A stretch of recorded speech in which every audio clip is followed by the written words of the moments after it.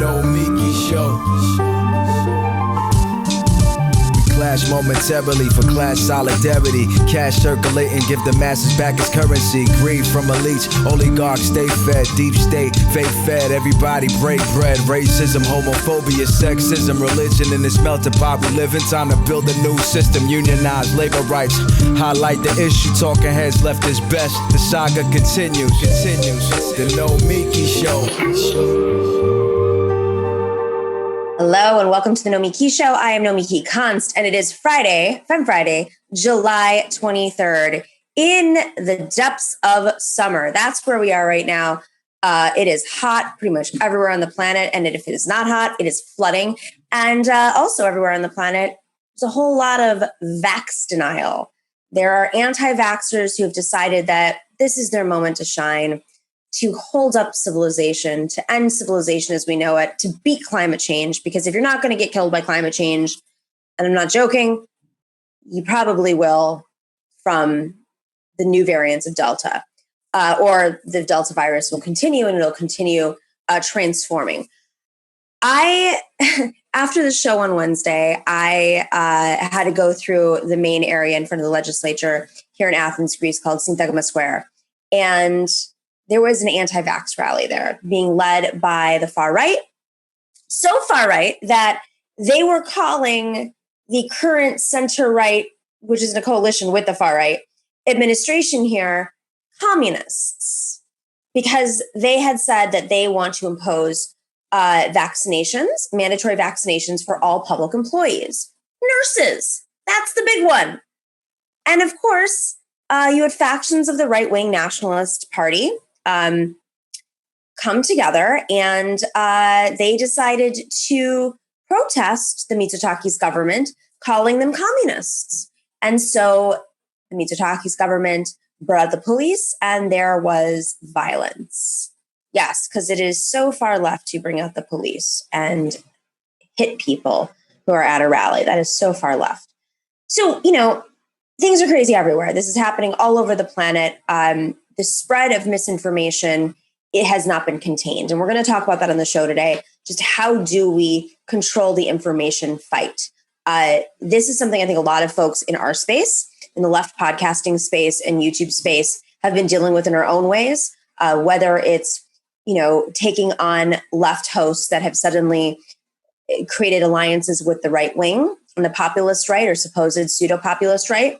That's happening all over the globe. And we've talked about this on the show. I've stayed away from it because it creates a lot of drama online. And I don't believe that the online podcast host drama is useful or beneficial to society. We want to talk about building. We want to talk about what it takes to transform this landscape and to actually create a more just future, and what it means to transform, whether it's the Democratic Party or DSA, build DSA, or run more candidates who are progressive and working class.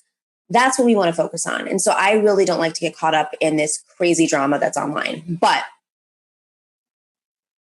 the rise of fascism is happening everywhere. And one of the utilities of the fascist and fascist-aligned governments and parties and political movements that are happening everywhere, whether it's Orban in Hungary or in Italy or so many other places, whether it's the Ukraine, what you see is that there is an alignment with a populist base, and oftentimes it can spill over into the YouTube space and podcast space, media figures. And so in every country has their own political system, but the crux, a big part of this has come out of this anti-vax, anti-mask debate that has been happening globally, especially in westernized democracies. There is a goal to break apart these unity governments, to break apart these westernized democracies, to take on the neoliberal establishment, which I completely understand. But oftentimes it's not happening from the left. Most times it's happening from the right. Those are the ones that are winning. And those are the ones who have the capital to spread misinformation and propaganda, like how masks don't help you and how they're infringing on individual freedom. Like the anti-vaxxers who are crusading against China but also against the government for imposing the vaccination restrictions. Okay, if you're so afraid of the China virus, then why don't you take the vaccination? Why don't you take the vax? I don't understand. So all of this has been pushed out through so many different media channels that are echoing the same talking points, whether you're in the Ukraine, whether you're in Italy, whether you're in Greece, whether you're in the US. Talking points are very similar, and they're strategic, and they're thought out, and they're orchestrated, because what the right does so well is they plan and they get on the same page and they fix the language to fit their unique political system. They fix the alliances based on their unique political system and to work within the laws that they have in their countries. But this is serious. This is very serious. You know, you're seeing echoes of this everywhere, whether it's the far right teaming up with some members of the left in the United States, or the supposed left, the folks who have spent most of their time knocking down the left and have no problem teaming up and aligning and echoing the same talking points as the right-wing, well-funded populist movement. That is not going to get us out of this disaster. That is not going to end the pandemic. Going after AOC, going after the Squad, going after female leftist political hosts who are talking about, taking on misinformation and building organization and teaching, working with historians and political scientists to try to build on a leftist movement. Taking those folks on is not beneficial. Calling them agents and this and that and not real left, that is not beneficial. Because the other thing is many of these people have absolutely no experience in the movement, in organizing. Who is funding them? Where do they come from? This is what's important to look at. We have to be smarter. This isn't a joke anymore. This is not some YouTube fighting anymore. This is about a pandemic that continues. This is about whether it's Joe Rogan, who Spotify had no problem having with the largest platform talking about how the pandemic wasn't real and that masks weren't good. He was an anti-masker.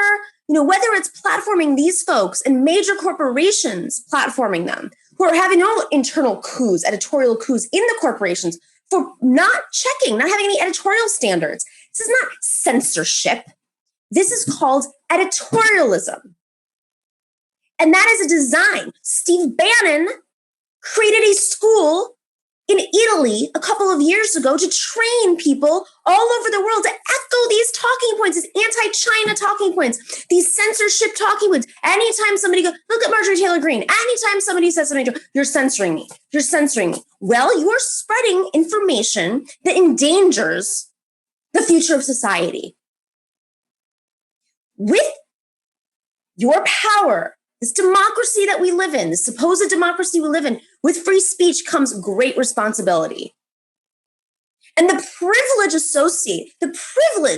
so many of these people who are such victims that they have millions of followers and millions of dollars flowing in every day from their donations, the privilege that they have to make themselves out to be the victims. Well, literally 600,000 plus people have died of this virus. And how many people would not have died who had autoimmune disorders or had cancer, who caught the virus because of the misinformation and the propaganda that has been spread by the far right? So much so that it's repeated over and over that well-meaning people are starting to believe it. And how many people got that virus because of that misinformation? Now we have a new variant and we have to go back to the masks, to go back to the old ways, because this is a political game for them. You don't want to be infringed on? Have fun when the fascists are in power. Go ask Hungary how they feel right now. Go ask the Ukraine how they feel right now, or parts of Italy. You think police violence is bad now? Oh, you just wait. Just wait. We have to think critically about these things. And I'm personally, the online Twitter drama between the hosts, I don't even want to engage. I don't even want to be on Twitter anymore. But what happens is I don't want to be on Twitter anymore. And that's kind of what they're trying to do. They're trying to silence people. They don't want people to get engaged. They want to bully people out of being part of the public discourse. Want to know about censorship? That's a form of censorship. But it's a lot harder when you're independent media, free thinking, We're not unified. We're not echoing each other's talking points when we're all working together to build solidarity, but we are all independent thinking people who are not being pushed out by major dollars. It is a lot easier for them because it is a job for them, whether they're conscious of being utilities of the far right or not, whether the far right is preying on people wanting to be famous or wanting more clicks or wanting to make money or wanting to be on other shows or wanting to be on cable. This is the design, and it is happening all over the world. They want a weak left because the weak left is the only thing that can actually penetrate and challenge the neoliberal center left around the world that has been in power for the last 30 years in many countries. The far right wants the far left to be fractured. The far right wants to pull people from the far left into the populist right, not just so that the far right grows, but so that the far left is so splintered and they're fighting with each other. So they don't take over the Democratic Party and suddenly become a force of nature against the far right. They want the left and the center left to fight with each other, but they want the left to really not be strong enough to defeat the center left. And they want the center left to stay weak so that they can stay in power. The problem is that we're in the middle of a pandemic and climate change is in our face. It's in our faces. So I'm staying out of this psychopathic drama that is happening online, but I am also going to use my moment that I have on this channel twice a week to reinforce that the stakes are high. Think long-term, think big, pick your battles. They want to silence folks, to stop fighting. They don't want us pushing back. They don't want us unified. That's their strategy. But the consequences are we're going to be in the middle of a pandemic for the next 20 years if climate change doesn't come after us first, if it hasn't already come to your neighborhood or your block, if the floods haven't come in, if the heat waves haven't come in, if the power hasn't gone out. These are the conversations we're having every single week.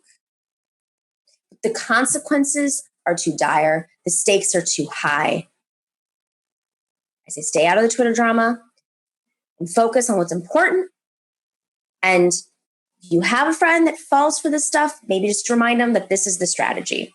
This is why our show was created in the beginning, was to talk about how to build movements and discuss strategy. Well, this is their strategy.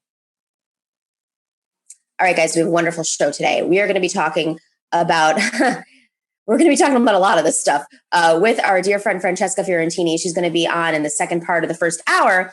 We'll be talking about vaccinations and foreign policy of the Biden administration. But before that, speaking of foreign policy, we will be discussing how the VA in particular, and how the military industrial complex has completely ignored sexual assault. With Allison Gill, Dr. Gill is a military sexual assault survivor and a Navy veteran, and she's a doctor of public health. And then later on, the one and only JB Peck is here to join us to talk about what's happening this week in the news, as well as Alex Press. She's a staff writer at Jacobin, and she focuses on labor. So stick around. We'll be right back.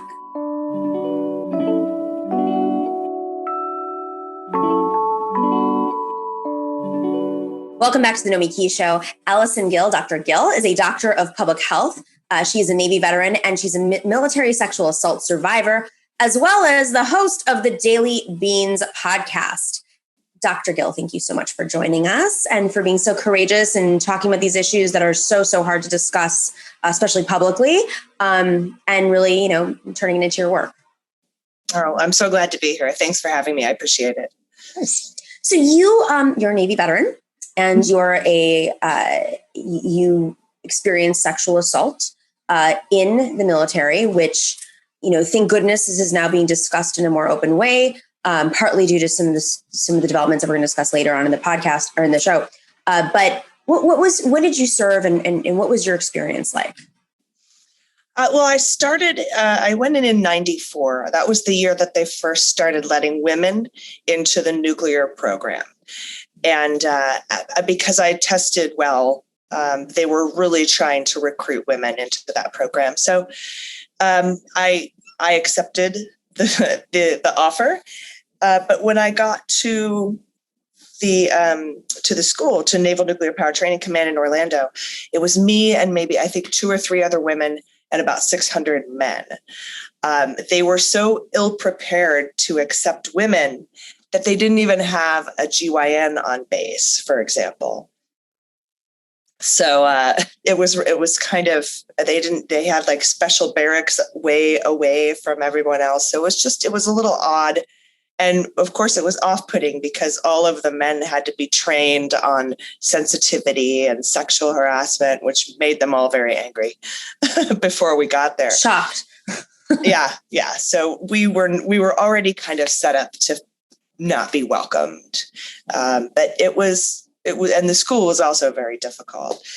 But I think that the thing that was probably the most traumatizing, aside from the actual assault and rape itself, was something that, and you hinted that we're going to talk about this later in the show, that there are some senators in Congress trying to address right now. And that is after this happened, and I went to try to report it to the police, which are called Master at Arms on a Navy base. I was told that, well, first of all, they asked all the same questions, like, what were you wearing? Were you flirting? Had you been drinking? And then they started to tell me that if I filed a false report, all of the bad things that could happen to me, I could be discharged, dishonorably discharged. I could lose my benefits, my rate, my school, my rank. I could be court-martialed for adultery because my rapist was married. What? Yeah.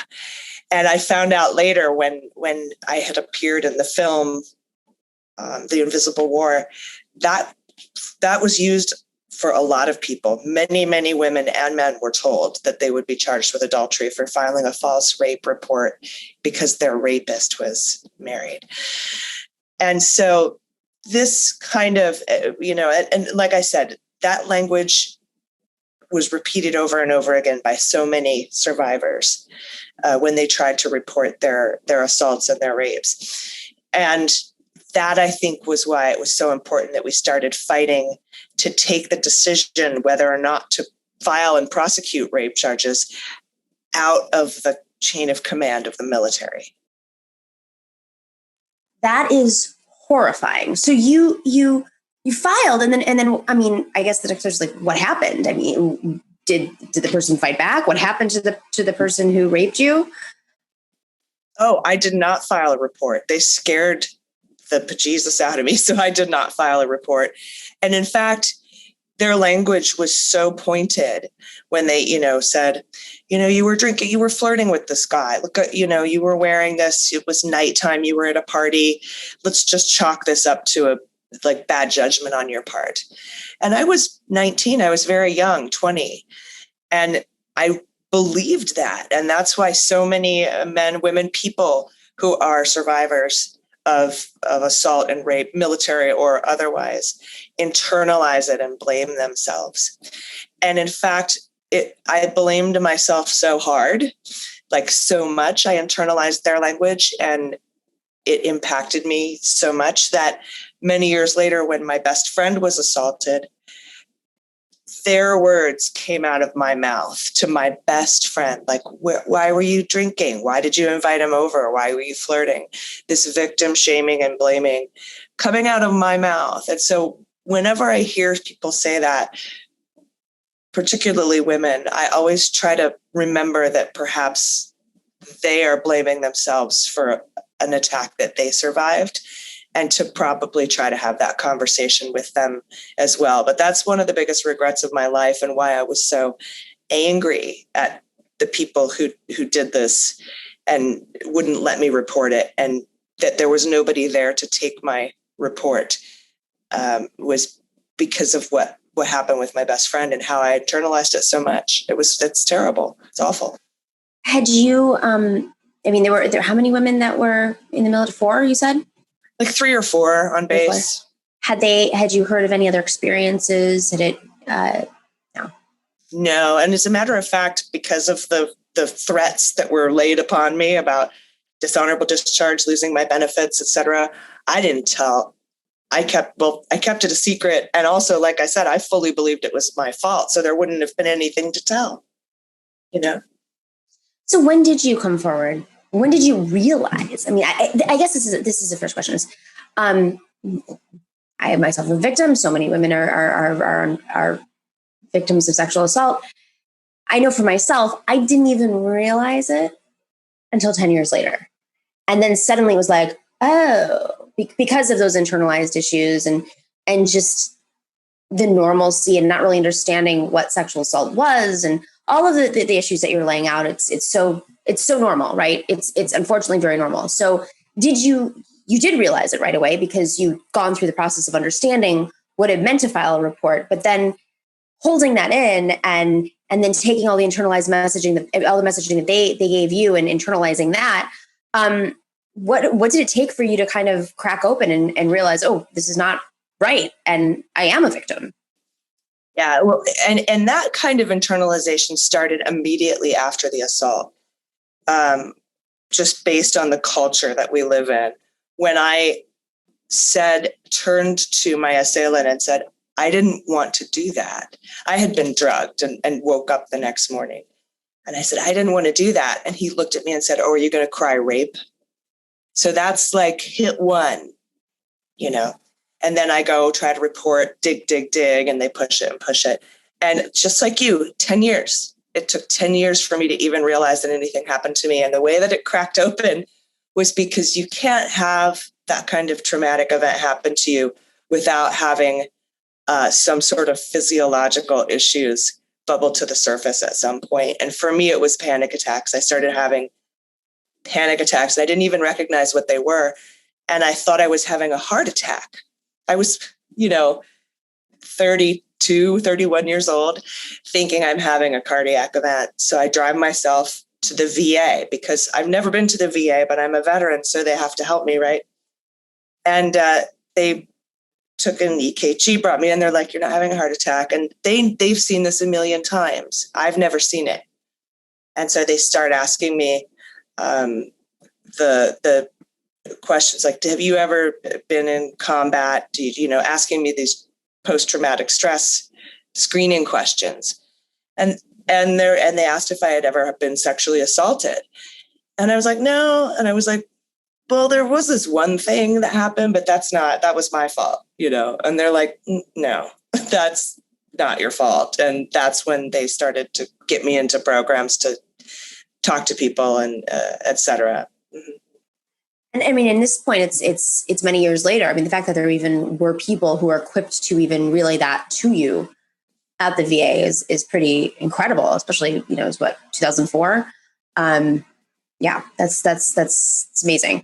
So afterwards, your journey, where have you gone in your journey, and now where do we stand in society? I mean, like I said, 10 years after my assault, that was not even 10 years ago that I realized. So some of these issues that you're talking about, granted, it wasn't in the military, but the fact that like outside of the military, I did not live in a military culture. I was still having those experiences. I imagine that it's been much more difficult to reform, educate, even with legislation, even with public pressure, even with Oscar-winning documentaries. Where do we stand right now? It's interesting when you talk about, first of all, the 10 years, maybe that's how long it takes for trauma to manifest itself into really obvious things that interfere with your life. I don't know. That'd be an interesting study to look at. But when you say that you didn't even realize it, after the documentary came out, we went on a speaking tour of major universities, Columbia, NYU, UC Irvine, UCLA, just all across the country. And they would screen the film. And these are usually women's studies classes, feminist studies classes. They would screen the film, and then we would do a panel, a Q&A, like 3 or 4 of us who were in the film. And we would tell our stories. And literally after each discussion that we would have, because these are college-age girls and women. They aren't military, but there would be a line of young women who would want to come and talk to us, many with tears in their eyes, many saying, I think this happened to me and I didn't even realize it. That it's so ingrained in our culture, and our culture is so sick that we don't even know it's happening until many years later when we have to face it, But now, and it's been a decade since the film came out almost, and Gillibrand's been pushing to have the decision for whether or not to prosecute sexual assaults taken out of the chain of command, because that's just a huge conflict of interest. Your assailant is in the chain of command. The commander could be your assailant. The commander doesn't want more documented sexual assaults on his or her base. They want to brush it under the rug. In my case, they want to scare you out of even reporting it. So it's not even reported. But finally, people are coming around to this idea to remove that decision from the chain of command, because 10 years ago, no one was interested. And so they instituted these sexual assault prevention programs, like that usually put the onus on the survivor, the victim, to make the change, like the buddy system. I remember watching a training film where a woman was walking back to her barracks at night and was assaulted by someone. And then she ran to the police, or on base, the military police, and said she had been assaulted. And the first question they asked her was, well, why weren't you with your buddy? You're supposed to have a buddy with you at all times. She didn't have her rape whistle? Yeah. Right. Oh, interesting. It's her, it's her job to not be assaulted. It's not our job to tell people not to assault her. And they had a poster that said, ask her when she's sober. That was one of their campaigns. Just absolutely ridiculous remedies for these kinds of things. So now finally. And I have to ask you, who was creating these campaigns? Where did this come from? They put a woman in charge under Petraeus, and I can't remember her name. I'm going to have to Google just that. I know, under Petraeus. Yeah. Okay. But she was awful, and it was horrible. And that's what they've been trying to do for the last 10 years. And the data have shown that the number of reported sexual assaults is going up, not even talking about the unreported stuff. But the number of prosecutions is staying the same. So it hasn't been working. So finally, they put together the MJIA, Military Justice Improvement Act. And then she gets Joni Ernst to sign on, who is a Republican, because Senator Gillibrand gets Joni Ernst. Yes, right. I'm sorry. Yeah. So okay. Senator Gillibrand gets Senator Joni Ernst to sign on, because Joni Ernst is a survivor of sexual assault. And she has a young daughter at West Point who's having some issues. And that's kind of the interesting thing. Some people don't come around until it happens to them or their family members. And then now we've got Secretary of Defense Lloyd Austin backing this. President Joe Biden put together a commission to make recommendations on how to, attack or fight sexual assault in the military or prevent it. And that commission has finally come forward with their findings, which include taking the decision out of the chain of command on whether to prosecute. And then amazingly, Senator Gillibrand and Senator Ernst had gotten 66 senators to sign on as co-sponsors to this bill. You can't get 66 senators to decide if the sky is blue. So that was an incredible feat. And she was bringing it up for a unanimous consent floor vote, and a Democrat blocked it. Ooh. Jack Reed from Rhode Island, because he's in charge of putting together, running the committee that does the NDAA, the National Defense Authorization Act. And he wanted to put Senator Gillibrand and Senator Ernst's bill in his NDAA. So this is more about credit, or is this really his way of blocking any sort of significant reforms? I don't know, because he's been asked that and he won't say. And then also Chuck Schumer's been asked why he just won't bring the bill to the floor for a vote, because we've got 66 votes. We could get a bipartisan win. There's some sort of politicking going on that they aren't talking about, but it feels extremely ironic that men are blocking this bill from happening. But go ahead. There is good news. Senator Gillibrand's bill, the MJA made it into, all provisions of her bill made it into the NDAA after markup. So it looks like everything is intact and it's not going to be watered down. The only thing is it's going to be delayed now, because that doesn't go into effect until, I think, December or January of 2022, December 2021, January 2022. Meanwhile, how many people are assaulted between now and then? Well, what really confuses me is, what is there to lose? Is this just like, is there some aspect of this where it'll be exposed just how prevalent this is? Is that the biggest aspect? I mean, is there a national security element to this? And I'm trying to think of, like, what on earth, in any of these senators' right minds, why would they want to block having something, a due process, a fair due process, or a step towards a fair due process in the military, when it's not as if people don't know rape. I mean, there was a documentary on it that got a lot of attention. It's not like people don't know. It's not like foreign governments don't know. So I can't really understand what the reasoning is behind potentially blocking this. I think you touched on it, and it's the reason that some folks in politics don't want to teach the real history of the United States. And they want to hide that shameful past.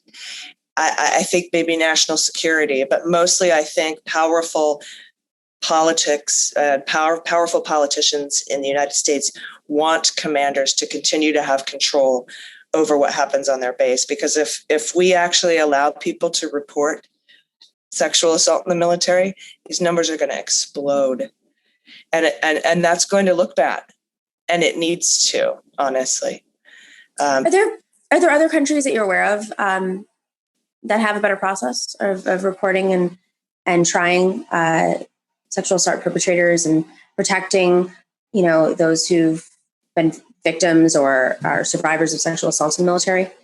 I haven't looked into it. I've been pushing so hard to get reform here in the United States that I'm not familiar with how other militaries handle this. But that's a really good question. I'm going to look into that. It's really mind-blowing to me. Yeah. So if this is passed, then what happens? What does it look like? Is this exactly what you wish for, or is this some watered-down version? It's not what we initially wanted in 2012. What we were pushing for in 2012 was to have a civilian, like Olivia Benson and SVU. Like, that's where we go to report our military sexual assault. It's out of the military completely. But what this is, and I think why there's so many more people supporting it, is that each branch, Army, Navy, Air Force, Marines, Guard, will have their own little office at the Pentagon, kind of like a DA's office, kind of like a special victims unit. And the lawyers within the unit are going to be in the military. They're active duty military lawyers. But they will be, per the requirements in Senator Gillibrand's bill, they have to be specially trained and specialized in taking these kinds of reports. And there'll be one of those little offices for each branch, and that is where you would go to report your sexual assault. Not anyone on base, not anyone who's in your chain of command that you are afraid of or don't want retaliation from. So that's how it's going to look. Would the perpetrator, or supposed perpetrator, be alerted to their being investigated? Like, is there, or is it a quiet investigation and then, they're questioned? How does that work? I don't know. They haven't really gone into the details on that. I imagine it would look something like what we're used to seeing it going, where you report, they do a rape kit, they take down all your information, but in order to investigate, they're going to alert that person immediately, because they're going to have to question them and their whereabouts and what they did, and show them the evidence and present them with the evidence. And it won't be like any kind of, perhaps maybe the initial reporting will be anonymous, but it can't be anonymous after that. Meanwhile, somebody could still be, it could be a superior, and the person could still be working, the survivor could still be working under that person while they're being investigated. So I'm thinking about all the elements of how this plays out. Generally, and I've worked for the federal government outside of the military, and the way that they handle that is they absolutely do not allow those two people, whether they believe the person or not, or they have facts before the investigation even begins, they're completely separated and put in different units. I assume that the same would happen in this case.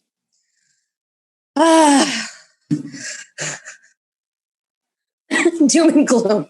This is all I feel like. Just been fighting these things for so long. Allison Gill, Dr. Gill, thank you so much for joining us and for the steadfast work, nonstop work, the dedication, for speaking up, speaking out, for your courage. This is why we need to elect more women into office as well, because even in a bipartisan world, it can sometimes work, and these issues can be brought to light. So just very grateful for your work. Thank you. Yeah, you're welcome. And thank you too for speaking up and speaking out. Every little bit helps. I appreciate it. Of course, of course. All right, coming up next, we have the one and only Francesca Fiorentini.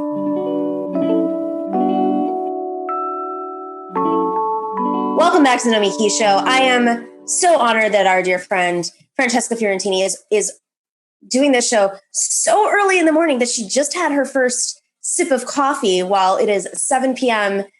in Greece. It is way earlier in California. So thank you so much. Francesca is, of course, the host of the Bitchuation Room podcast, and she was formerly over at Newsbroke for AJ Plus and did that great MSNBC Medicare for All documentary, a million other things. Just a pal, a great gal in the podcasting space.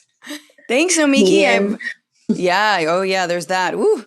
Yeah, no, it's thank you for tempering my appearance today by saying that I'm not yet fully caffeinated. I appreciate it. Not the earliest I've done a hit, though. The Hill had me on for something about the Olympics and whether women are disrespecting it. That one athlete was disrespecting it by not standing or saluting. I don't know. It wasn't as good as this show, is what I'm trying to say. Oh, well, thank you.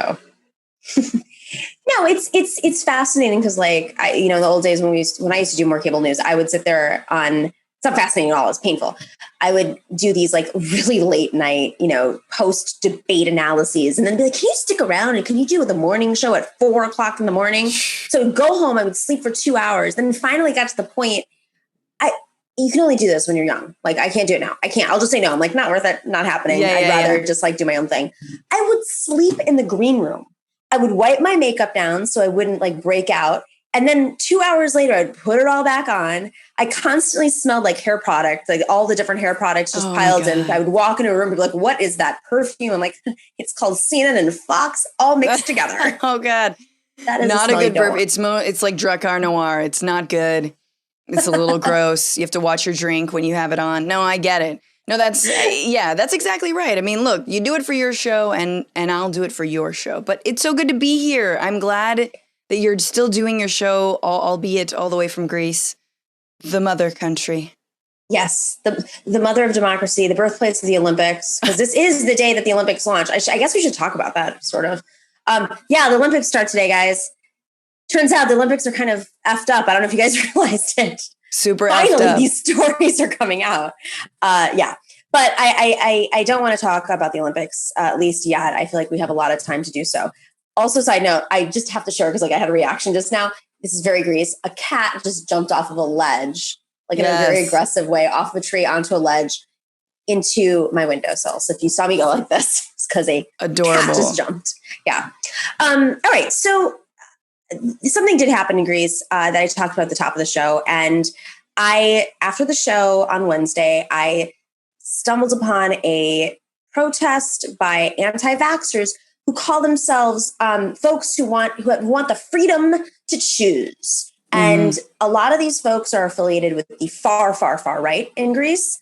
Members of the Golden Dawn Party who were imprisoned. They were tried. They were the first right-wing party to be tried and convicted of murder. They have been organizing with members of the Greek Orthodox Church and other right-wing like unions because it's really complicated in Europe. And they're pushing back against what I would and you would consider the far right-wing government and saying that the far right-wing government here is communist because they're trying to enforce vaccines among some public employees, nurses. Oh, right. Nurses. Sure. Yeah. Sure. Okay. So the state of the world right now is like a total disaster post, we're like undergoing the apocalypse, obviously. It's almost worse too, because it doesn't feel like we're quite out of it, and I think there is a sort of cavalier egoism when it comes to being a human on this planet in the year 2021, especially in Western Europe and in United States, in North America, just being like, well, it's got to be over.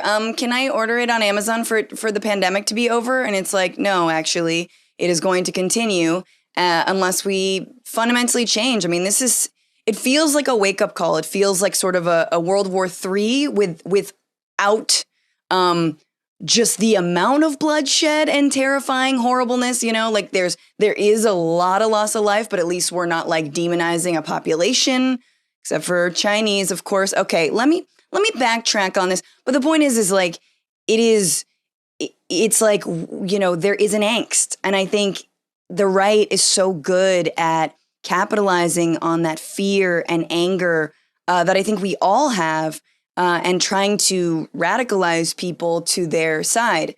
The other thing I was going to say, I didn't mean to interrupt you, but I've been totally struck by, you draw the lines between the far right in Greece and then the far right in the United States. And I think it goes throughout the world. And you see the ways that like almost very anti-democratic, illiberal, if you will, political trends are dovetailing with this anti-vax movement, which really is an anti-science movement, which really is a Christian nationalist movement, or a religious, in the case of India, right, a Hindu nationalist movement, but a religious-driven movement that lends itself to fascism and authoritarianism. And so you see how we're like, oh man, are we like on the precipice of the dark ages? Like, is that, except we have the science, so it does, at once it's scary because I see in the US, here in LA, we've had all these anti-trans protests that have also been dovetailing with anti-vax protests, which are dovetailing with QAnon. And under the rubric of like, save the children, right? Which is really just a hateful anti-trans slogan. They don't actually care about pedophiles. Look at the Republican Party or, anybody. But it is interesting because you're like, why is this happening? And you're like, oh yeah, because we are moving toward this like very dark ages, very top down, far right extremism that is attractive when people are scared and also really susceptible to othering immigrants, women, trans people, etc.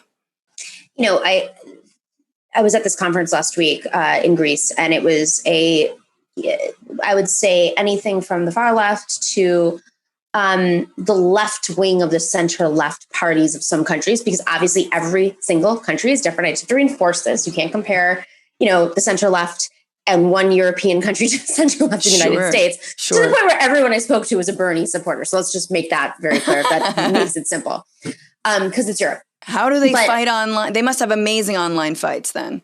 Oh, no. It's insane. No, but they're actually clear. They're very clear about who they're fighting. I will say it's not as aggressive, Sure. All with all of the parties. I'll just use Greece as an example. There's like 16 left parties, and they don't come together as a coalition. I think they're pretty clear that the Golden Dawn is like the bad guy, like the far right Mitsotakis is the bad guy. Like they're very clear on who the enemy is. Not every country's like that, and not every party's like that.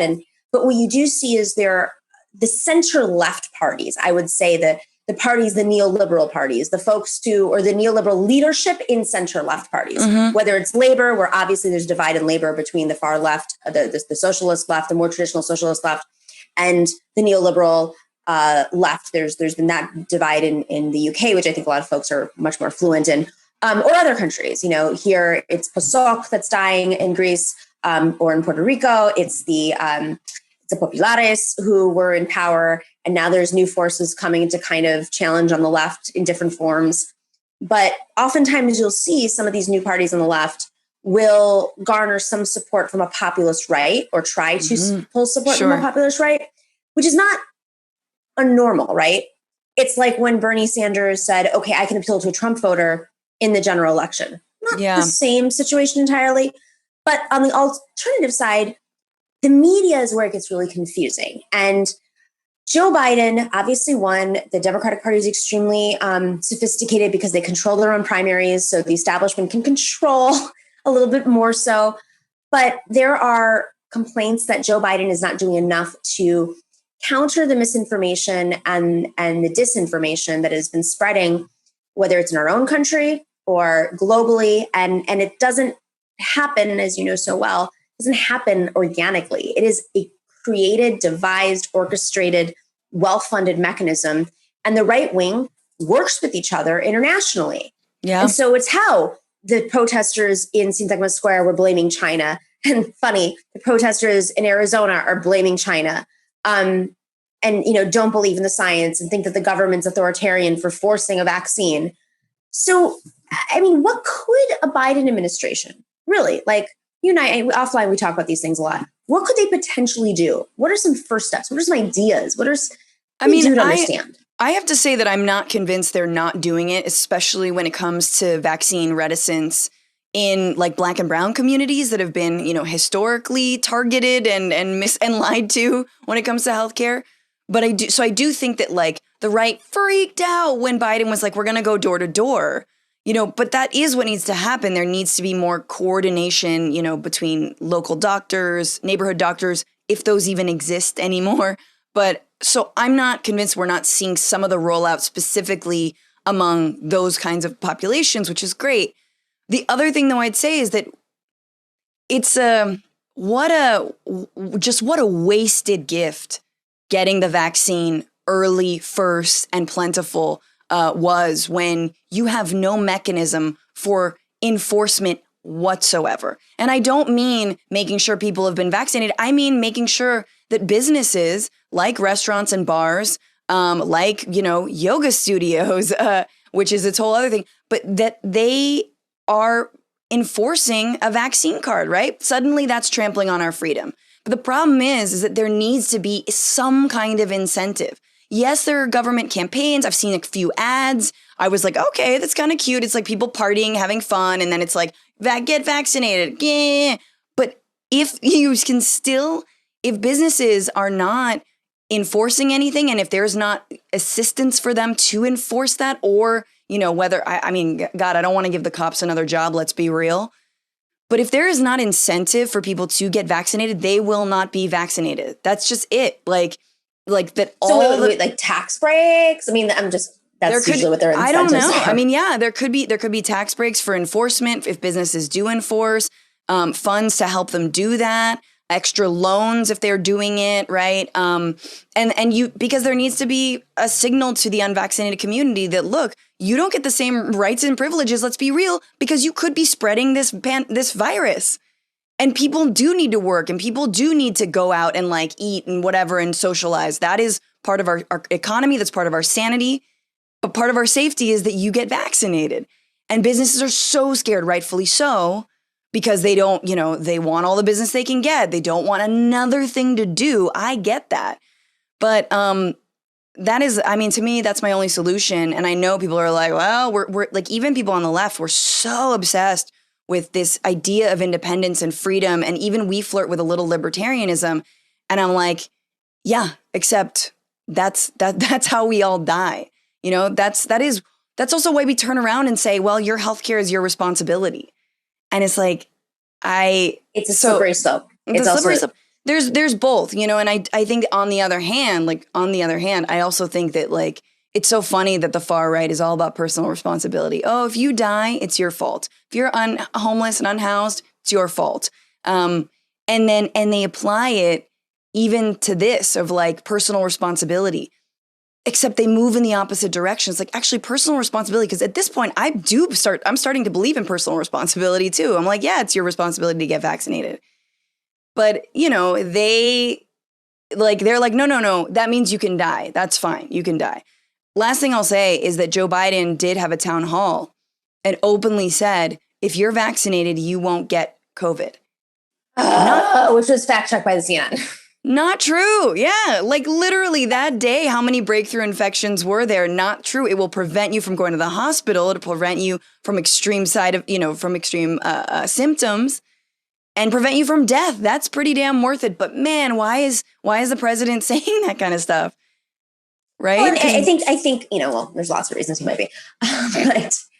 But with that being said, you are less likely to transmit the disease if your symptoms are not so overt. So perhaps just give him a little grain of salt. Like, sure. I mean, maybe that's where he was going. I think that he's not the greatest spokesperson for his own, campaigns and his own rollouts. It's like, you think? I mean, that's why we're literally his like entire campaign was like weekend at Bernie's, like let us all breathe life into this, let's be real, sort of sundowning old man and make it happen. And we did. And now that he's there, it's like, oh, okay, it's still Biden. He still needs people to help uphold his administration. Dr. Fauci's too busy being investigated now by whatever they're doing, like the next Benghazi. And this is ultimately it. Like when I ask about misinformation, it's not just misinformation and disinformation about the vaccine. It's this, there's an ecosystem that's been building for a long time. Yeah. And it's really brewing it's in our faces, whether it's, I don't even want to have a conversation about denying climate change. Like enough. Democrats need to stop being like countering whether or not climate change exists. Sure. It's here. It's here. It's been here. I mean, it was here 10 years ago. It was here during Hurricane Katrina. It was we know it was the tsunami. It's been going on for a while, obviously. So it's such a crisis level. It's so in your face right now. Mm-hmm. And it has been in your face right now that I worry that the administration, I mean, I personally feel they need to set up some sort of commission to discuss this, not in a McCarthyist way, because I know that's where everybody's going to go. All the trolls are going to say it. But the reality is that there's a lot of money flowing into these spaces, whether it's Steve Bannon, as I talked about at the top of the show, who set up some sort of academy in Italy a few years ago to educate folks on how to use the media, what kind of language to use, to blame China for everything. This is not organic, as I said. So I started this topic off with a failing center left, in that they still have the levers of power. And it's like, you actually could use this and your power to do something significant, but you're too busy kicking us down that you're not even, taking this moment seriously. And I mean, to be fair, a little bit fair, like, I don't think Olivia Rodrigo was like the worst idea they've ever had, like bringing like a pop star in to be like, yeah, get it. I look cute. Anyway, like not the worst idea. But that being said, as someone who's worked on the internet for however long I have, I know people's attention spans are zilch, especially when it comes to like explaining anything like how a virus works, how the Delta variant is 1,000 times more transmissible, and how it like does different things in your body. Like, even I was watching infographics and animations early in the pandemic being like, wait a minute, what is this?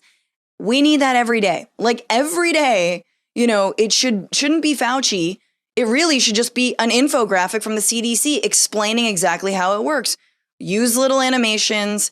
Mucinex has sold many, many boxes of that stuff because of their, little like, I'm a piece of mucus, man. Do that. Like, seriously, this is like the level that we're at. That's how most people absorb information. They need it broken down to them. You need a little magic school bus over and over and over and over and over again. And yeah, it's not, as much as I like to say press briefings and CDC briefings and Fauci briefings are going to do it, it won't, because no one's breaking it down for them. People don't read the New York Times every day, as if that is the thing you should be reading. But like articles are hard, I will say that like it's good that they're sort of going after Facebook very, very symbolically. I think this is a administration that got a lot of money from big tech. They're not enemies of big tech. But you also have Lena Khan now being the chair of the, is it FEC, right? Or yeah. FCC. FCC, yeah.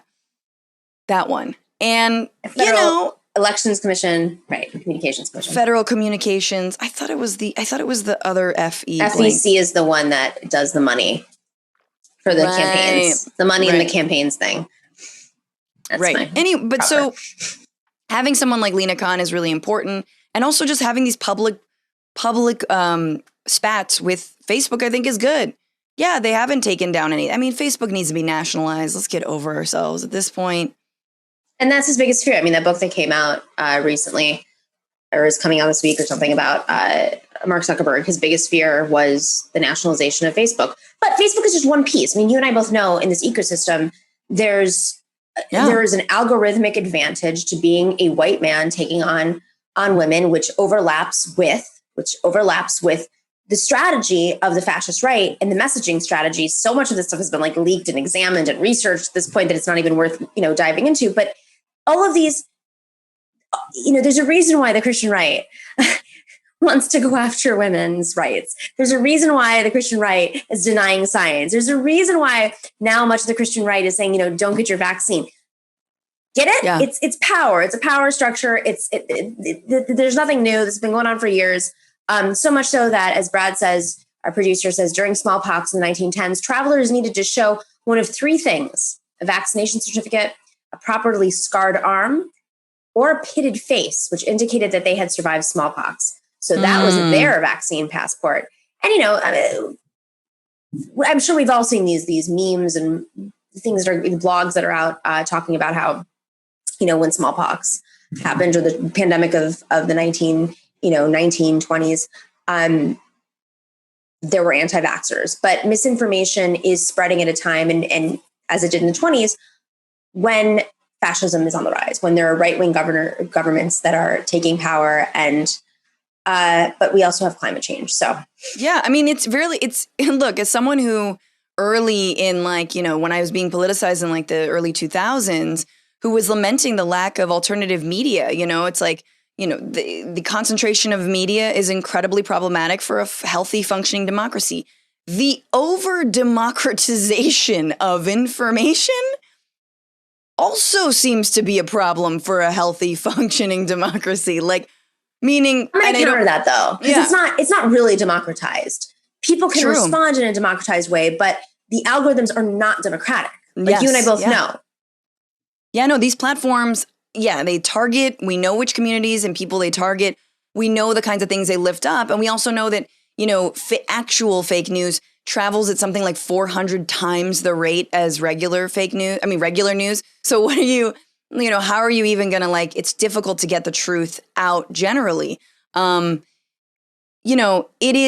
a broader problem. We're never, and that's the thing is these dark ages are going to come. It's part of that agenda. It's part of, it's amazing the way that Trump was this Trojan horse for Mitch McConnell and Republicans and their agenda, tax breaks, blah, blah, blah, blah, blah, blah, blah. But Trumpism is this broader populist horse for QAnon, right? Broader populist horse for whatever next cult is on the docket. You could substitute any far-right Christian nationalism loves this stuff. And not hashtag not all Christians. I mean, seriously, this is a moment for Christians and religious people to stand up and actually break away from the Republican Party. It's something I do believe in, or break away from, whatever this, a lot of folks who are bastardizing their religion in their name. But it's just it's amazing. You break people down, you create supple minds, you inscribe them into a cult of MAGA, and then you can pretty much swap out MAGA for anything. Anti-vax, QAnon, wherever you want to go with that. And it will work, and you will control people. It's brilliant. Even the Pope can't take them on. That's sure. Producer Brad says the Pope is not able to bring everybody else in line because, of course, there's many factions. I just want to touch on one thing before we go. just briefly, because this is Femme Friday, and this is a very important thing to just reiterate over and over and reiterate to our allies. The pandemic has driven women out of the workforce. 1.8 million women have dropped out of the labor force amid the pandemic and are now grappling with whether or not or how to return to work in a vastly different landscape. I think, we've touched on this a lot on the show, just how women have been staying home. They've been picking up extra duties, even if they are at home working, whether it's unpaid childcare, unpaid house care, household work. When you say the dark ages, I'm like, yeah. I tweeted out a little thing just because I was feeling a little burned out the other day. Just said, on a scale of 1 to 10, how burned out is everybody? I had no idea that was going to get such a response. And I would say the majority of the people who responded were women. Mm-hmm. Unscientific, 7 out of 10. Just unscientific. So I feel like the Biden administration needs to come out, whether it's a commission on this, because this is a significant part of our economy. Yeah. Oh, of course. And it all comes back to infrastructure too, and the fact that, if we're trying to pass legislation that has childcare in it and better paying home care workers and more money for getting home care for your, elderly family members, all work that often falls on women, then that has everything to do with closing this gap. I mean, that's the thing. It's like, and this is what I really hate about what I would call sort of moderate centrist feminism and like feminism in name only and sort of like taking on, pay equity as just your pet issue, is that it's been so siloed off from the rest of the economy. It's been so siloed off from like the structural changes that actually need to happen to actually serve people and especially working women.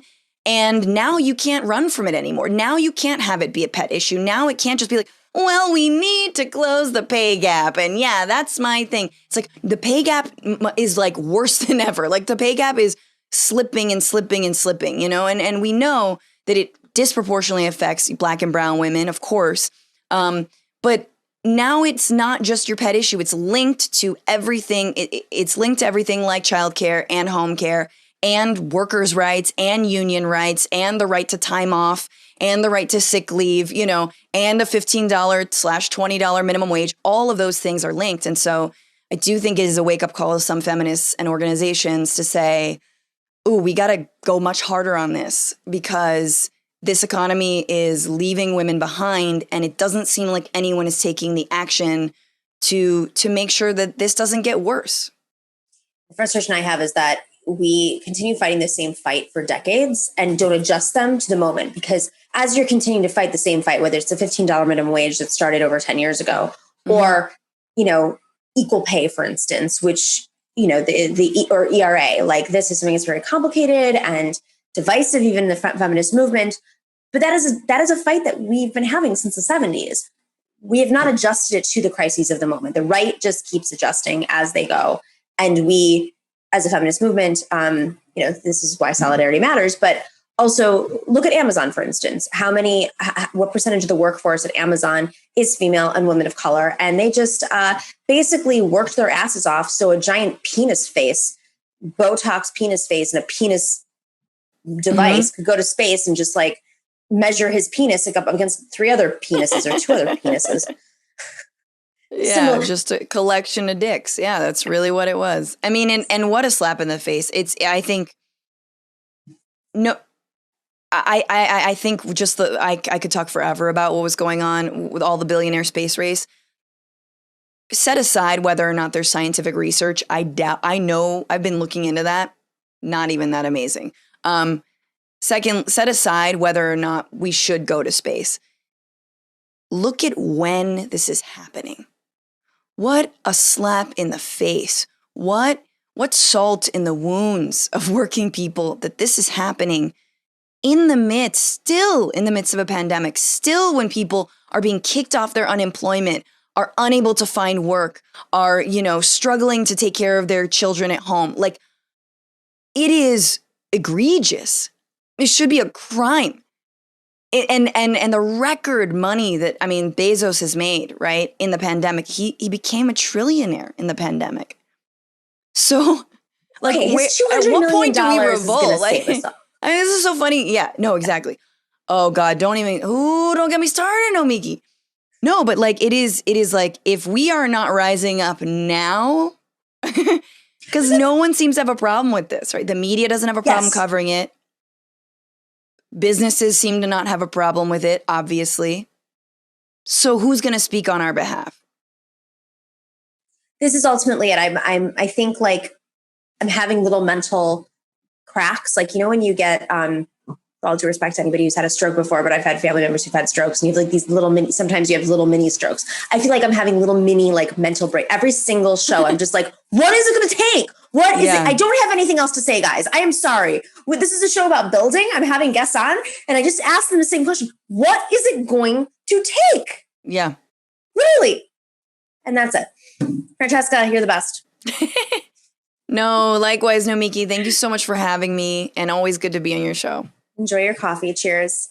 Cheers. Appreciate you. How do you say cheers in Greek? Yamas. Yamas. To good health, which is really important right now. Very important. Take care. Right. Take care. Thanks, Francesca. All right, we will be right back with our fabulous panel. We have Jamie Peck and Alex Press on today. It's Femme Friday. You love it. Share far and wide. Make sure to join us on patreon.com/The Nomiki Show, because here's a fun fact. Women run shows, solely women run shows. Like Francesca is one of the few women I know that hosts her own show as a woman. No male sidekick, no corporate backing. Very important. She does it on her own. I do it. Well, I host the show but we have a team, obviously, and so does she. But it is hard work. And there's actual sexism in the algorithm. And, you know, both Francesca and I have a lot of experience in media, a lot. So it really makes a difference when you guys become patrons. Huge difference. And there is a huge disparity between women-run shows and male-led shows, women-hosted shows and male-hosted shows. So think about that and share it with your friends. Of course, that's if you enjoy the show. So thank you to everybody who's already a patron, but you can join us at patreon.com/The Nomiki Show at all different levels. You can get the swag, you can get extras. And if you're not already, make sure to subscribe and like and share the show with your friends and family and social media and all that stuff. All right, we'll be right back with Jamie Peck and Alex Press.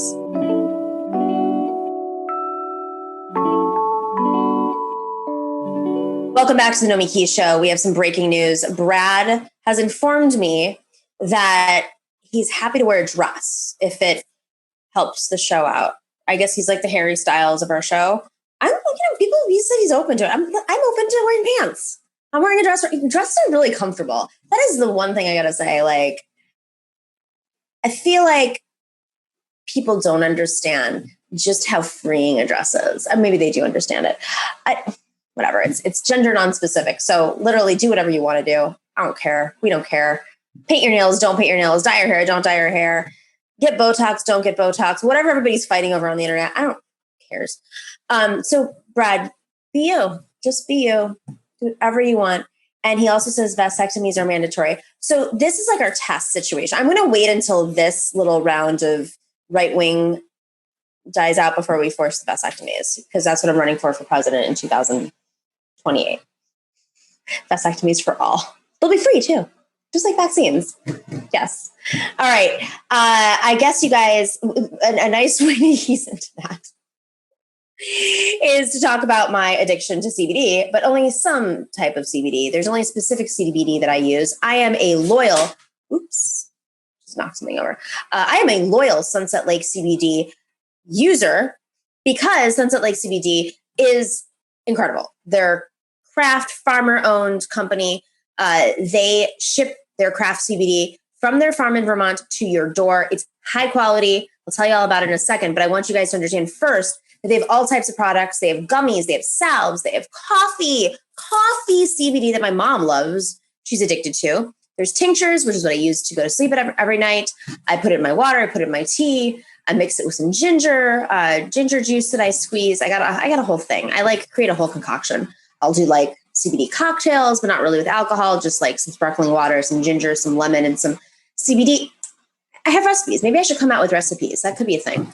But when you support Sunset Lake CBD, you are supporting sustainable agriculture, and you're supporting a farm that they converted from a Ben and Jerry's. They're the ice cream of the moment right now. Ben and Jerry's farm, not a Haagen-Dazs farm, which is, by the way, the opposite of Ben and Jerry's. Google that. So they were able to, I'll say flip, they say diversify, from a dairy farm to a premium hemp farm.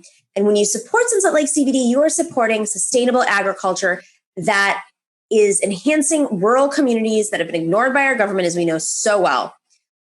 They also pay their workers a minimum wage of $15 an hour, and their workers, they support, own the majority of their company while supporting media like The Nomiki Show, The David Pakman Show, and The Majority Report.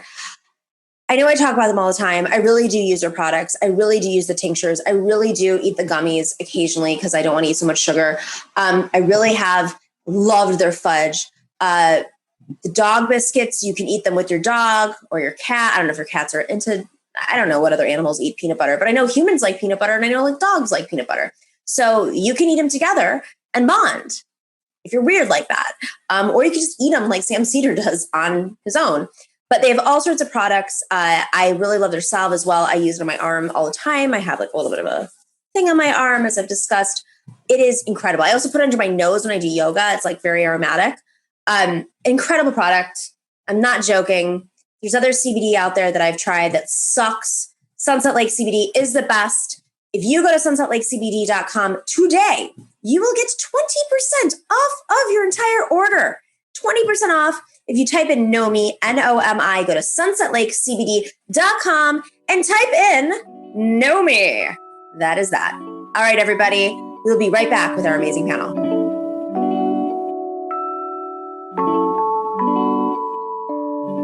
Welcome back to the Nomiki Show. Jamie Peck is the co-host of the Antifada podcast.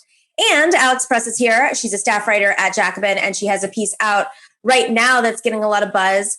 Titled Frito-Lay Workers Are on Strike for Their Lives. It appeared in Jacobin on July 19th.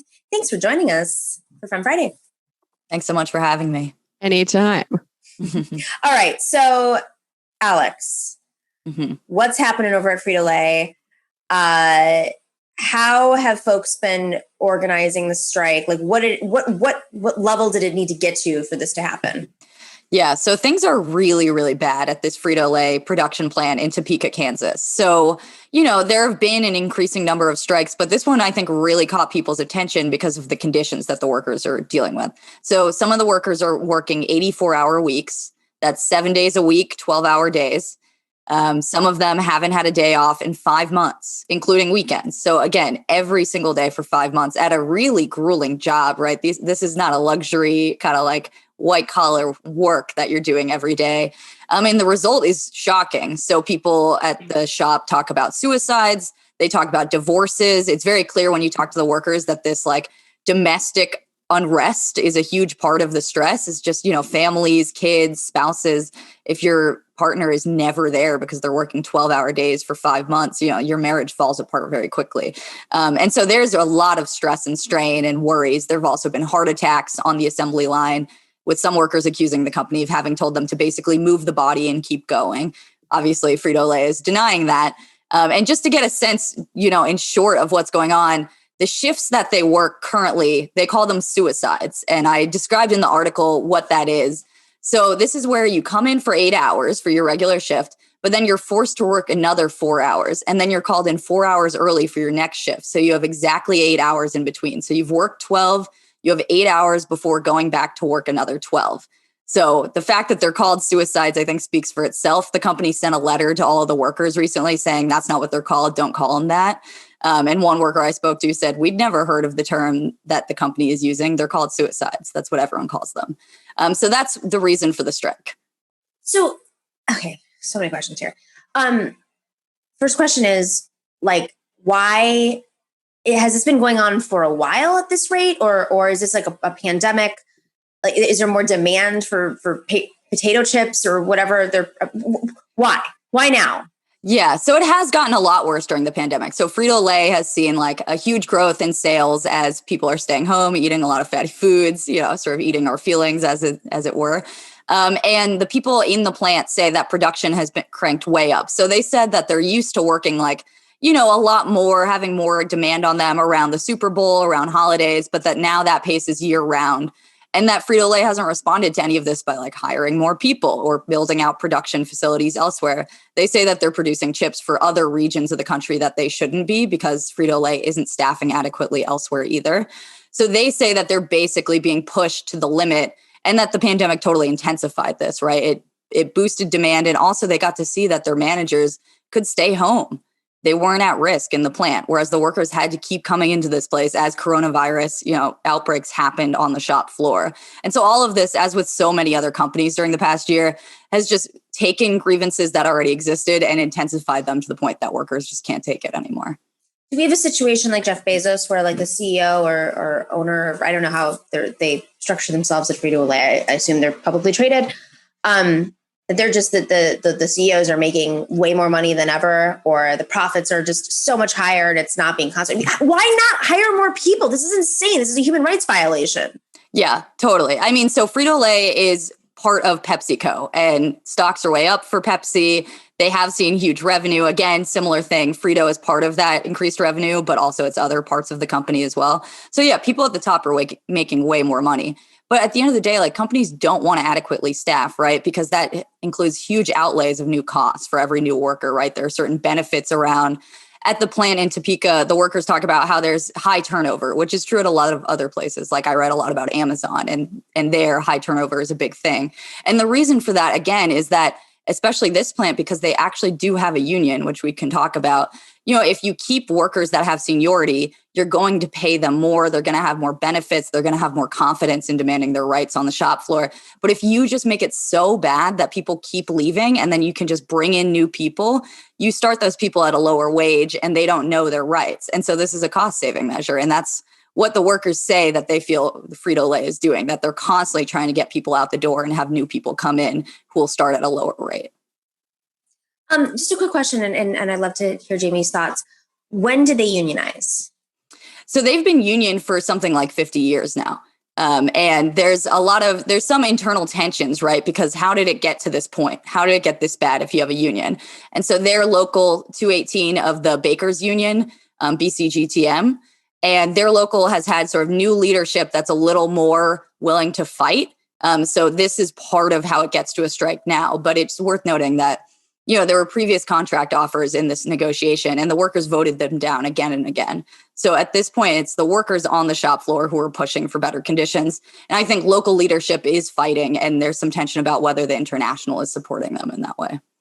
Okay, so that's really teachable, a great teachable moment, because we're seeing obviously record increase in union membership and organizing across the country. And Jamie, feel free to chime in and talk about this. But there is this infrastructure, as Alex, you've mentioned on the show before, of leadership that is still kind of conditioned by like the neoliberal power structures and many who do not come from the shop floors, who are not workers, who are professionalized union leaders. So, Jamie,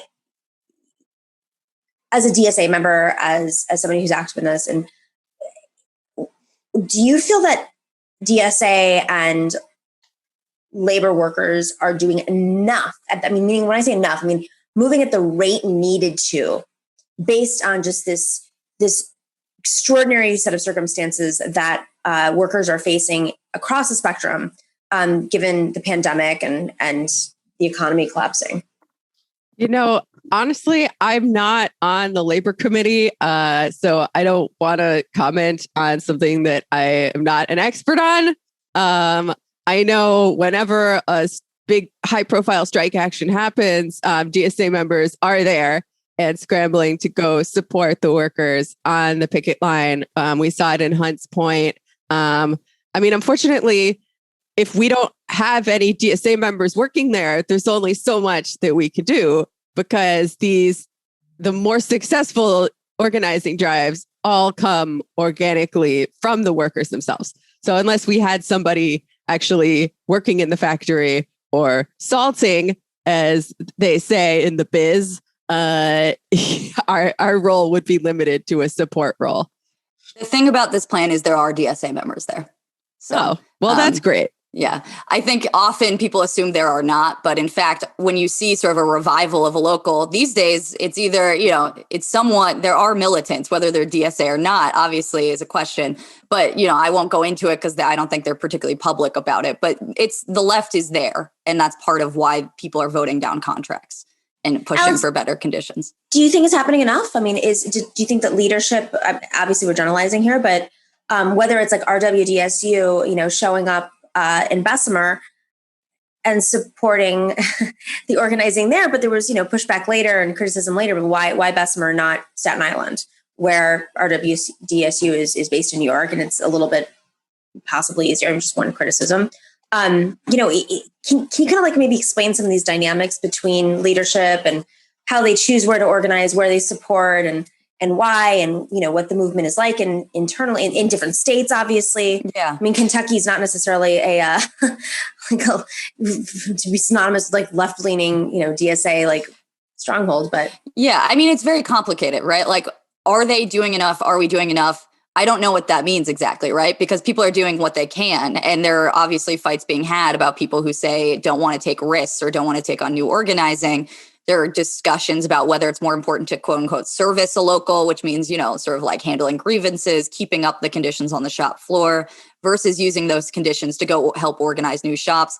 But at the end of the day, like you see the outcome of that from the outside, but the inside is tons of all sorts of random people who are just sort of militant workers trying to push for change, right? And so, no, it's not happening enough. I want us to destroy the state. That hasn't happened. So, of course not. But at the same time, like these efforts are a sign of that foment internally. But it's to your point, every one of these situations you sort of have to look at, uniquely, like RWDSU, as we've talked about before. It's not that they came to Alabama. They have huge representation in that state in the Mid-South Council, and the workers came to them. They also were organizing at that Staten Island facility in New York. So these unions are doing these things. You just don't see it because it's not public, because companies are so prone to retaliating against people for organizing. So I just take it as a case-by-case basis.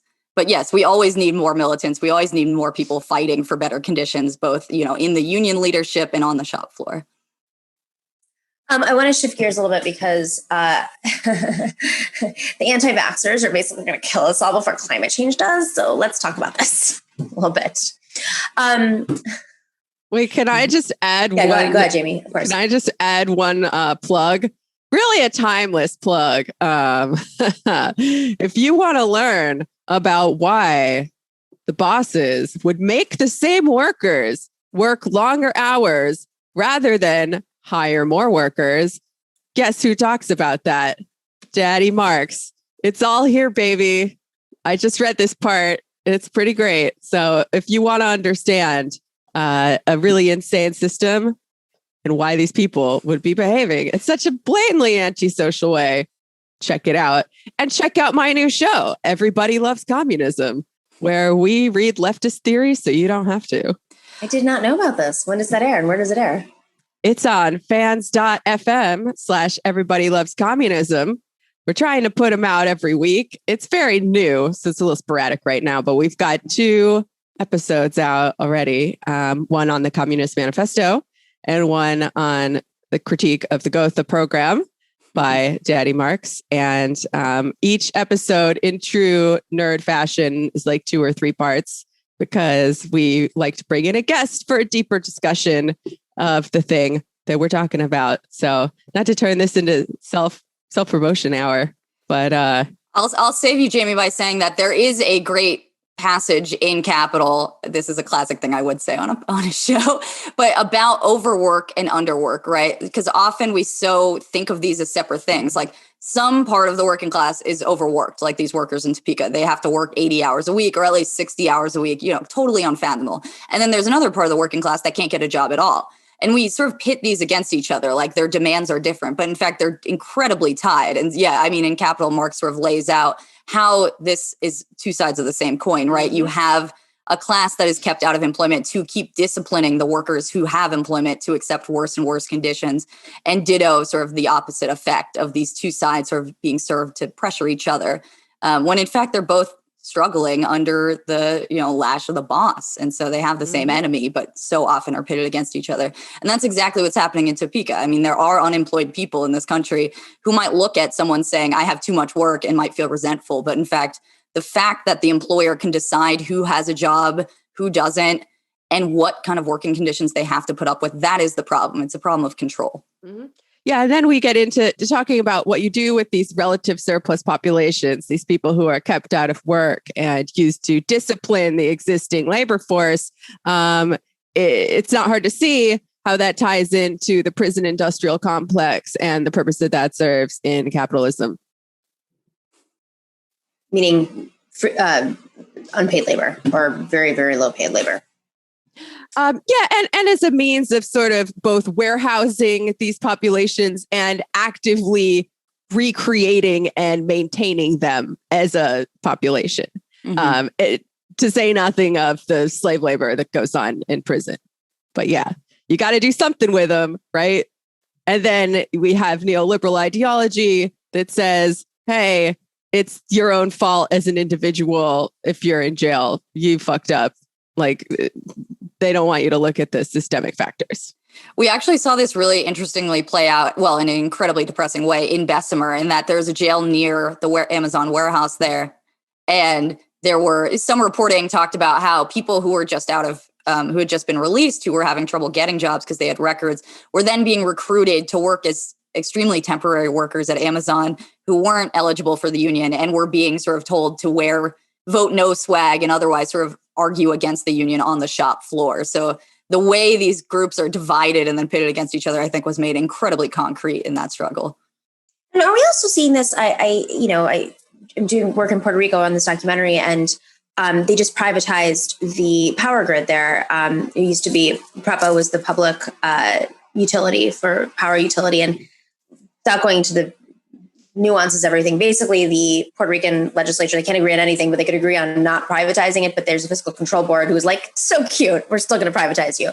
But what they did was they brought in organized labor from IBEW in Florida, northern Florida, because it's a right to work state, to come in and disrupt any organizing, basically union bust. There was a lot of pushback in between, but this is like a new tactic too, right? I mean, I don't know the details of what you're describing, but I wouldn't call it new. No. I mean, this is always the divisions with it amongst workers, both union and not union, black and white, Latino, native born, whatever we want to talk about, have always been mobilized by the bosses. And it's really a matter of like, can you get union leadership to see that or not? There's someone who actually just passed away recently who is a leader, a Latino woman in the garment workers union. And she was like one of the first people, for example, in her union to get people to accept that undocumented workers actually had to be incorporated into the union fight, lest they be used to undermine it. And, unions in this country have a history of sort of taking anti-immigrant positions on the basis of like, we're looking out for our members. But in fact, the better approach, the more effective one that she championed, was this idea that actually you have to organize the undocumented, right? So that they're not being used as a wedge. And so it sounds like it's sort of the inverse of that process being played out in Puerto Rico, but it's again very similar about whether you're just looking out for your own members or you're looking out for a broader sense of what the working class is. And because it's a right to work state, they were tapping into this, in a sense, lack of work in Florida, but Spanish speakers, some who actually come from Puerto Rico, some from other places, who could go there and were busting. And it was an interesting education. Listen, they lost. Everybody lost. Sounds very depressing. Yes. Yeah. At the end of the day, kids, shit sucks. All right. On that note, I do want to briefly talk about what's happening. The Olympics start today. Yay. Woo. Woohoo. I'm in the birthplace of the Olympics. I actually live in Greece right now. I live next door to the original stadium. So I walked by it 5 times today and just thought, oh, how far we've come. But on a previous show, we talked about just how the Olympics have disrupted every single community that they have taken place in. They've unhoused people. They've disrupted economies. I mean, Greece knows this very well from 2004. And so much more. I mean, all the other the domino effects that occur after Olympics take place. But with that being said, this is happening during a pandemic. There's a lot of heightened criticism about having the Olympics with no audience in Tokyo, where COVID rates are on the rise. The Delta variant is now, everywhere, and not everybody, there isn't a just vaccination process, globally. We're not equally distributing vaccines. And even if they are, there's always the folks who think that like the government's oppressing them for taking a vaccine, which gets me to the Americans, because at least 100 American athletes have disclosed that they have not taken the vaccine. Whereas I had to take a vaccine to get on the plane to come here. They did not. This is really just an opening to discuss the state of our vaccination process and like what it's going to take. Why? I mean, this is obviously it's still a minority, but it's so we've been here before. But not with the same sophisticated disinformation and misinformation campaigns that are happening, weaponizing disinformation for political purposes that, of course, align with fascist and authoritarian kind of movements and, Christian right movements, far right movements.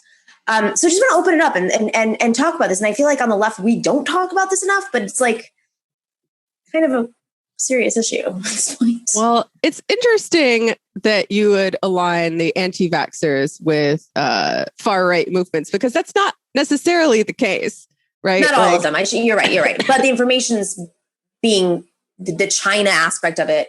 Let me clarify. You're right, Jamie. There are definitely these like libertarian leftists. There's holistic folks. I'm in that community. I'm aware of it. But for the most part, it is coming from the right. These rallies, for instance, that are happening where like right wingers are coming and speaking and religious leaders are speaking globally. I feel like this is more of a partisan phenomenon when you talk about it specifically as a right wing thing, right? Because, they're both Democrats and Republicans engage with their guy, their leader, like some kind of godlike celebrity who can do no wrong. So I think a lot of the anti-vax sentiment on the right now has to do with the fact that this came from the Biden administration. Whereas, when Trump was out there touting hydroxychloroquine, they were lining up to take it. So once again, just a depressing reminder of how depoliticized and wrong and misled so much of the public is.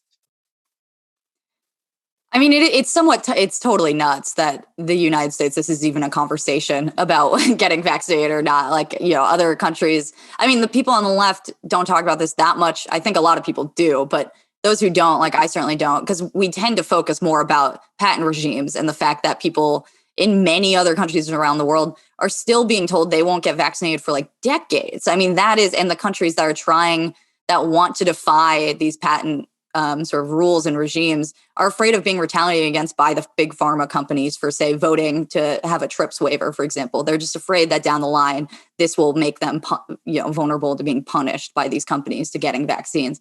So obviously, I do think that is a huge issue that we should talk about. But, I mean, when I talk to friends in other countries, they're like, the fact that this is a culture war issue in the United States just seems to speak to something so completely untenable about how politics are playing out, where there's no substance at all. Everything is just culture.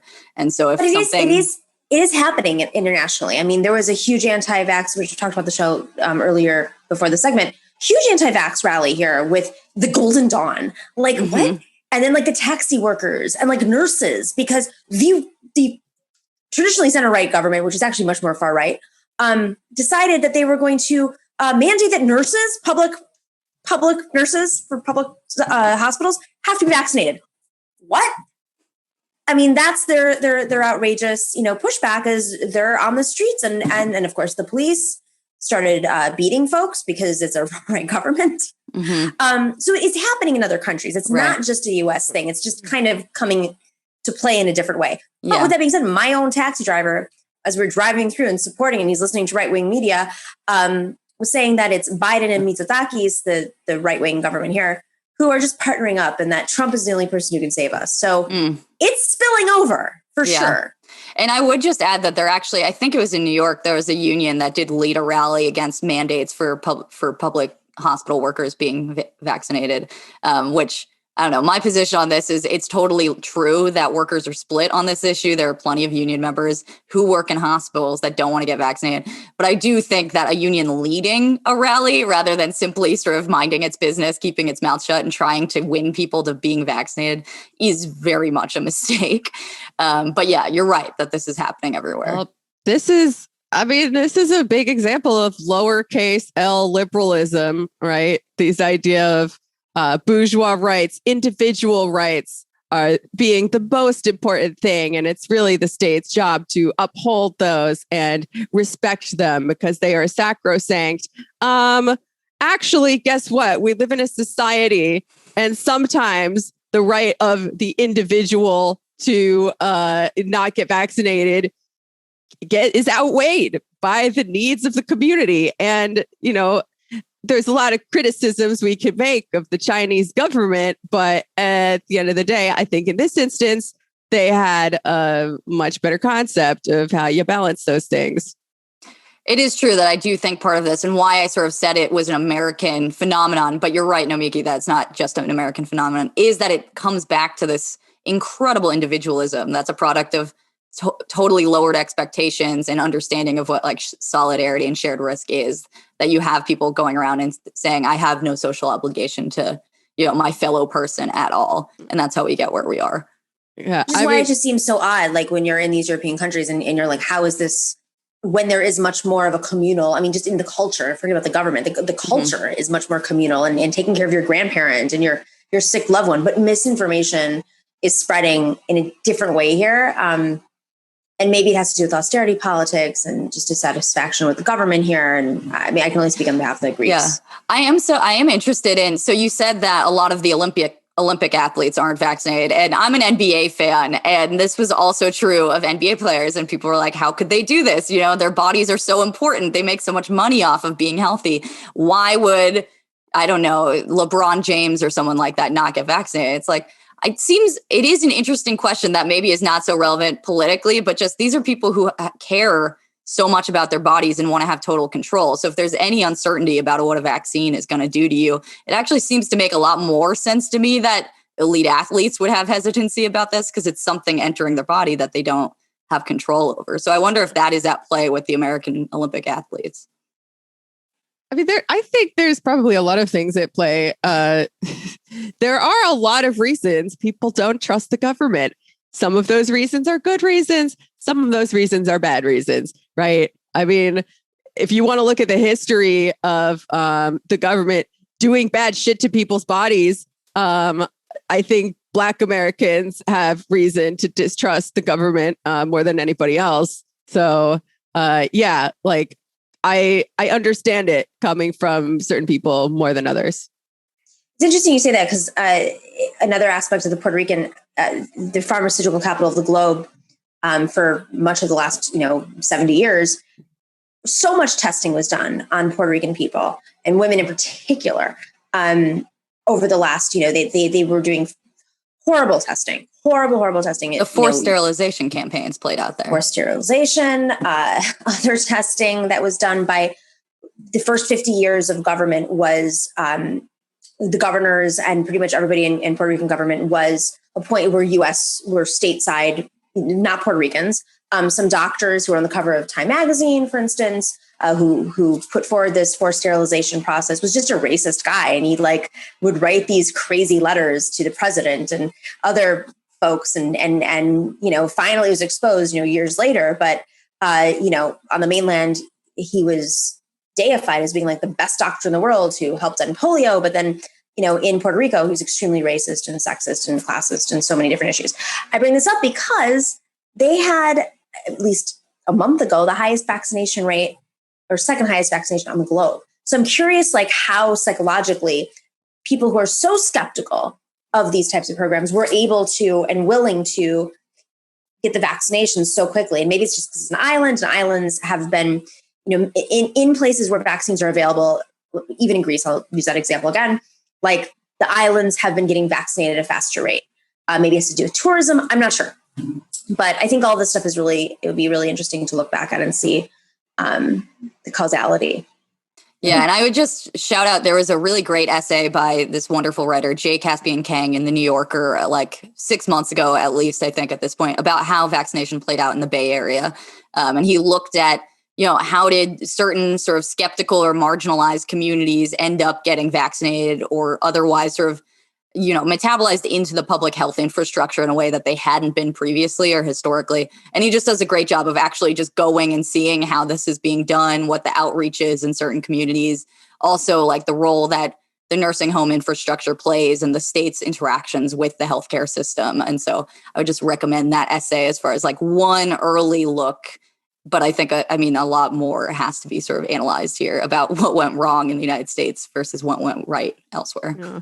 I mean, this is not the same thing as vaccine hesitancy per se, but I saw a survey and a pretty high percentage of unvaccinated people haven't gotten vaccinated yet because they don't think they can get days off work to deal with the side effects. And that's super real.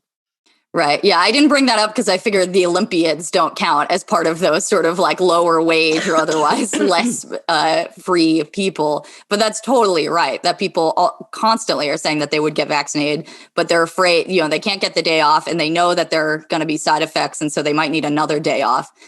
Totally real. This is a product of what happens when the United States gives people no rights at all to paid days off. It also makes it does just make this sort of like liberal, like laughing at people who aren't vaccinated, who are getting sick, ring incredibly distastefully, which I'm seeing now as the Delta variant, rises, but also like, there's an uptick in general and a lot of unvaccinated people are getting serious symptoms and even dying of COVID. And yeah, you go look at the internet and people are laughing about it. And so often these are like, low wage people of color who can't get a day off from like working in custodial service or like in a hospital. So it's a big failure of empathy, really. Yeah, I didn't do shit for like 3 days after I got vaccinated because I felt like I had the flu, and I'm a podcaster with a fake job. So I can do that, but most people can't. No, 100%. I mean, I did it over the weekend on a Friday afternoon, expecting, and then nothing happened to me, which was really weird and kind of a sign that I'm probably not as healthy as I thought I was.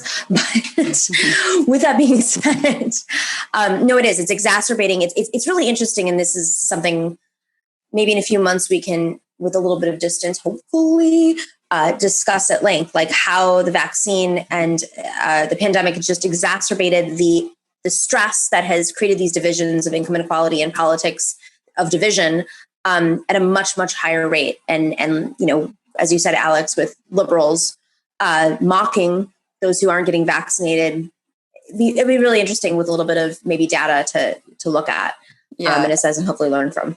And that is a good way to bring it back to the labor fights, because that's exactly what we've seen there too, is that this is really both like making things explode, in different shops and restaurants and industries, but also is creating this further division among different parts of the working class. It becomes people who could stay home and people who couldn't.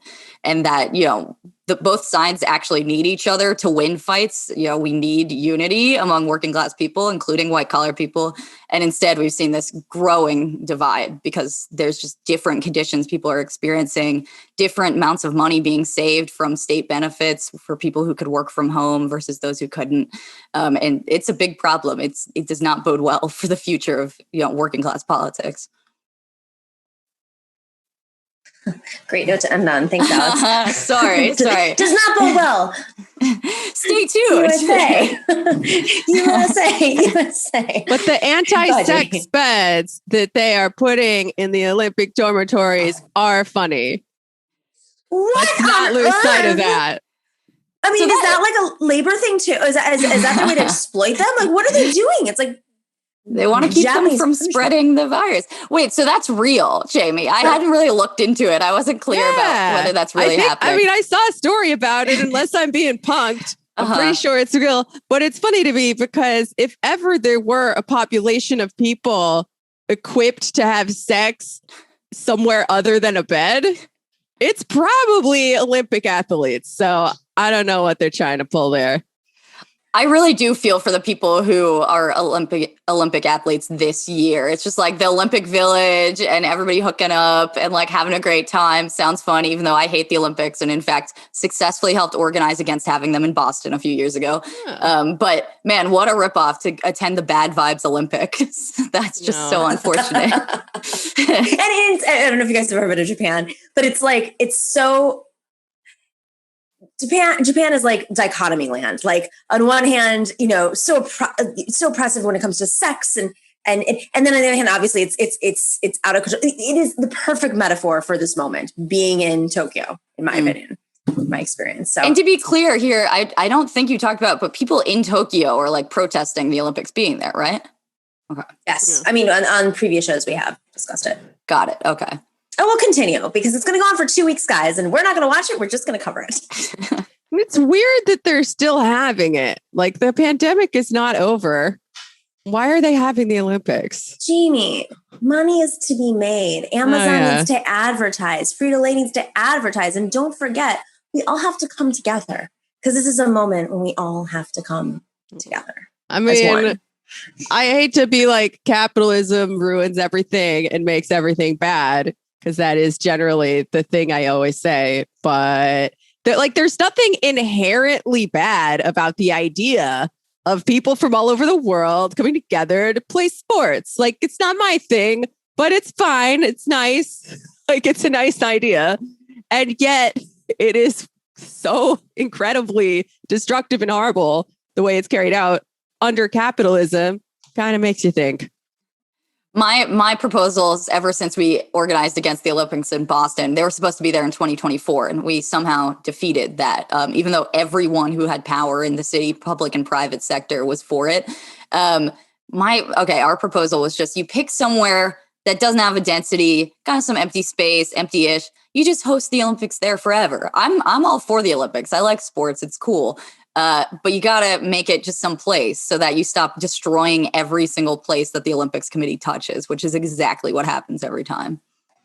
And maybe there's some like sort of like virtual Olympics thing that you can do, like it's regional, and you don't have to all, I don't know how, I don't do sports, so I can't tell you, but I think that especially in like austerity countries, Greece is a perfect example. I'm sure that they would be, now that they have the facilities, they would be more than happy to host the Olympics every single year to get the tourism here and to do the scammy things that my fellow Greeks love to do to people, including myself, when the tourists come in. It's okay. I say it's a good thing. I think it's great. Like, take advantage of the tourists. Well, if the IOC is listening, I think they should contact you. I think they are, actually. They're watching. All right. Alex Press, Jamie Peck, thank you so much for joining us on Femme Friday. Always a pleasure having you. Thanks for having me on, Nomiki. Yeah, anytime. Alex's work at Jacobin, and Jamie Peck is host of the Antifada. And what is the new show called again? And where can we find it?